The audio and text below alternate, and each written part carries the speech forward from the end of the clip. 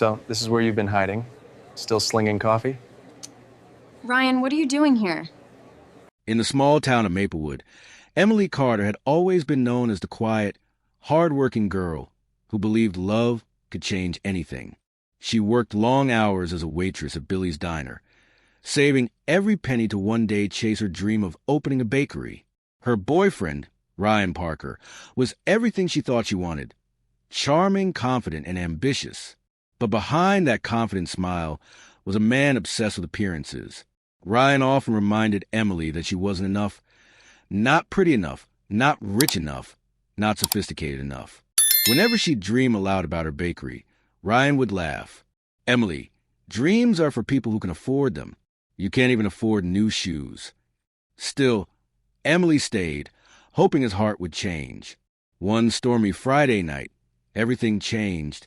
Ryan was invited to a fancy networking party in the city, and he told Emily she couldn't come. But Emily showed up anyway, wearing a simple thrift store dress, carrying her heart on her sleeve. The moment she walked in, Ryan froze. He was surrounded by wealthy colleagues. Try to look like one of them. Emily's arrival embarrassed him. He hissed, "You don't belong here, Emily. Look at you, you're an embarrassment." Then, in front of everyone, Ryan shoved her hand away and told the crowd, "She's just some girl I used to help out. Nothing serious." The laughter that followed shattered Emily's heart. Humiliated, she left the party in tears, the sound of thunder echoing her heartbreak. That night, she packed her things and left town, vowing never to let anyone make her feel worthless again. Thank you for watching this emotional story. Remember, true love doesn't see status or money. It sees a heart. If this story touched you, please give a thumbs up, share it with someone who needs hope, and subscribe for more YouTube video stories. Your support means the world. Together, we keep spreading love and lessons that change lives. Emily moved to New York City with nothing but a suitcase, a sketchbook of bakery ideas, and a fire burning in her chest. She worked at a small coffee shop during the day and baked at night, selling cupcakes from a pushcart on weekends. One morning, while setting up her stand near Central Park, a tall man in a tailored suit stopped to buy a muffin. His name was Ethan Blake, a tech entrepreneur known for his humility despite his enormous wealth. He loved Emily's pastries. But more than that, he loved her determination. Day after day, Ethan returned, not just for her muffins, but for her conversation. He'd ask about her dreams, and unlike Ryan, he listened, really listened. One evening, after closing up, Ethan said, You talk about your bakery like it already exists. That's how visionaries speak." Emily laughed. "Visionaries? I'm just a tired girl who burns half her cookies." Ethan smiled. "Then I'd say you're halfway there." Months passed, and what started as friendly banter turned into something deeper. Emily and Ethan fell in love.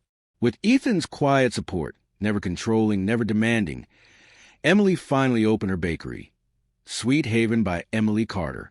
The bakery became an instant success, loved by locals and featured in magazines.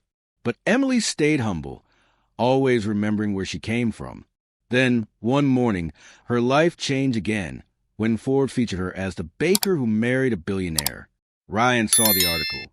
It was a warm summer afternoon when Ryan appeared at Sweet Haven. He wore designer clothes and carried roses, pretending as if time had stood still. "Emily," he said with that familiar smirk. "Wow, look at you. I always knew you had it in you." Emily froze, her heart racing, not from love, but disbelief. Ryan kept talking, spinning stories of regret. "I was stupid back then. I didn't appreciate what we had. But maybe we can start over." The staff exchanged glances, unsure whether to step in. Before Emily could answer, Ethan walked in, casual in jeans, holding 2 coffees. His presence radiated quiet strength. Ryan's smile faltered.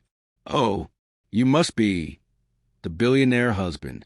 Ethan looked at Emily, then at Ryan. "And you must be the man who thought she wasn't enough."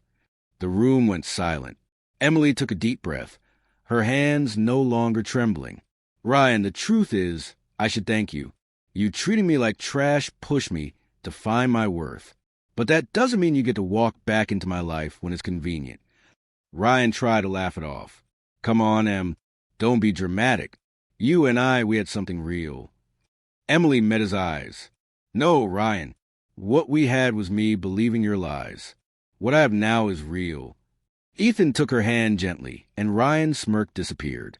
You know, Ethan said softly, it's funny. People who throw others away usually come crawling back when they realize what they lost. Ryan's jaw tightened. He muttered a bitter congratulations and stormed out of the bakery, the door slamming behind him.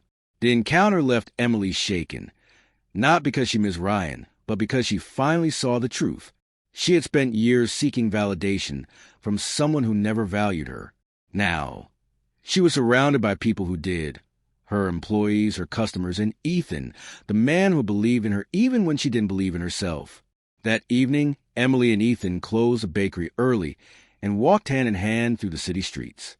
The lights shimmered on the wet pavement from a recent rain, the same kind of night when she'd once cried alone. Do you ever think about the past? Ethan asked. Sometimes, Emily replied, but only to remind myself how far I've come. They stopped by a street musician playing a slow tune, and for a moment, Emily closed her eyes, letting the music wash away the last trace of Ryan's cruelty. A year later, Sweet Haven had expanded into 3 new locations. Emily launched a foundation that helps struggling women start small businesses. Women who, like her, had once been told they weren't enough. At the grand opening of her 3rd branch, reporters asked her how she felt about her journey. Emily smiled at the cameras.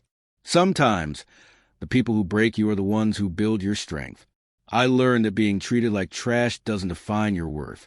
It reveals the kind of people you should never let near your heart again.